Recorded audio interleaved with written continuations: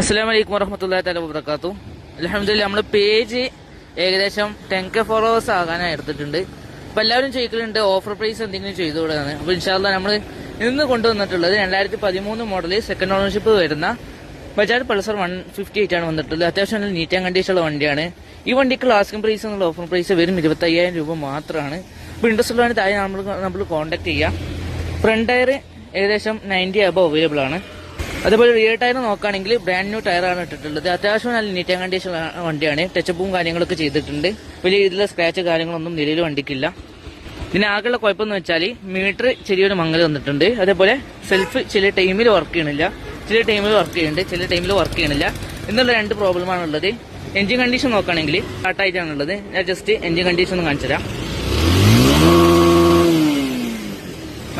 മറ്റ് വെള്ളപ്പോക കാര്യങ്ങൾ അങ്ങനത്തെ കുഴപ്പമോ കാര്യങ്ങളൊന്നും നിലയിൽ വണ്ടിക്കില്ല. ചെറിയ രീതിയിലുള്ള സ്ക്രാച്ചും കാര്യങ്ങളും